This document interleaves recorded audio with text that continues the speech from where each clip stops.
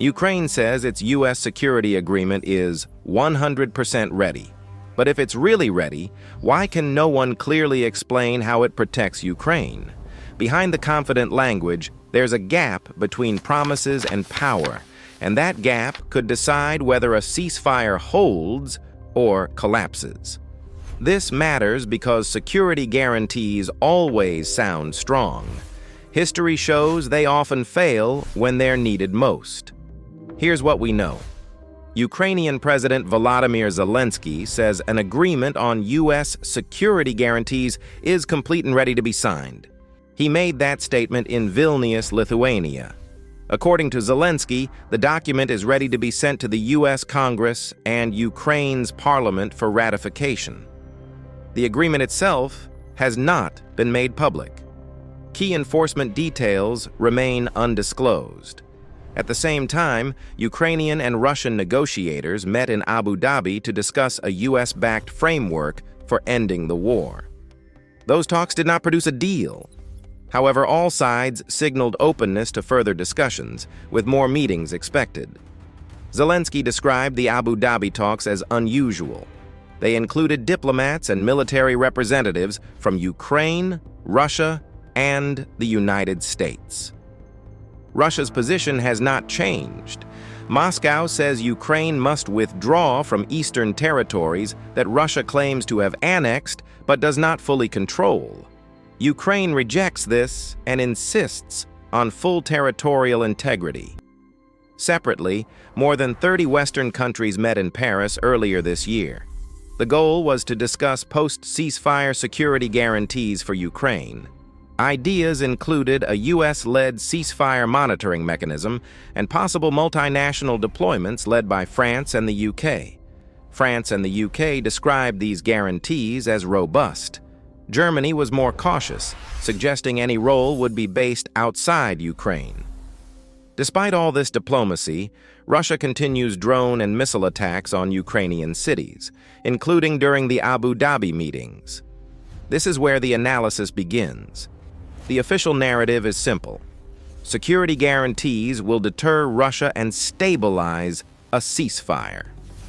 But most coverage assumes deterrence works automatically, without asking how. First assumption, a signed document equals enforcement. There is no public evidence that this agreement commits the U.S. to a defined military response. Analysts inside Ukraine question whether these are real guarantees or political assurances. That difference matters. Assurances depend on political will. Guarantees imply obligation. Second assumption, speed doesn't matter. Ukrainian analysts warn that responses to violations could take weeks. Modern warfare doesn't wait weeks. If deterrence fails on day one, paperwork becomes irrelevant. There are two main interpretations here. From Washington's perspective, this deal may be about managing risk, not eliminating it. The U.S. may want to deter escalation without locking itself into automatic military commitments, especially given domestic politics and other global priorities. From Kiev's perspective, even vague guarantees serve a purpose. They help keep Western partners aligned. They signal momentum toward EU integration. And they buy time for Ukraine to strengthen its own defense industry. Some Ukrainian analysts go further. They argue these guarantees may soften expectations around territorial compromise, framing concessions as part of a secure settlement rather than a loss. This claim is debated and one-sided. What's missing from much of the coverage is a blunt reality. Deterrence doesn't come from language. It comes from capability, readiness, and credibility.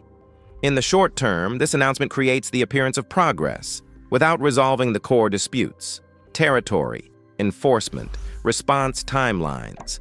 That may help negotiations continue, but it doesn't change battlefield realities. In the long term, if these guarantees lack automatic enforcement, they become something Russia can test, just like past agreements were tested and broken. That risks normalizing ceasefires that freeze conflicts instead of resolving them. So who benefits? Western governments gain diplomatic flexibility. Ukraine gains political signaling and potential access to funding and arms. Russia benefits if guarantees delay Ukraine's military buildup or limit Western escalation. And who loses? Ukrainian civilians, if deterrence fails. Ukraine's strategic position, if guarantees replace real military parity. And the credibility of future Western security commitments. There's another factor often overlooked: Ukraine's own defense industry. Ukrainian analysts say domestic production is operating well below capacity because of funding shortages, despite having the potential to scale much further. If security guarantees reduce the urgency for direct investment, they may weaken Ukraine's long-term position instead of strengthening it. Several things remain unclear. What exactly does the U.S. commit to if a ceasefire is violated? Are there defined response timelines or only consultations? Will the full agreement be published or stay classified? And does this framework restrict or delay Ukraine's independent military expansion? Here's what to watch next. Whether the language shifts from guarantees to assurances. Whether funding and industrial investment increase alongside diplomacy. And whether Russia tests the framework with limited violations. Because one thing could change everything: a single, clearly enforced response to a violation, or proof that enforcement doesn't exist at all. In the end, security guarantees don't fail on paper. They fail in the first hours after they're tested.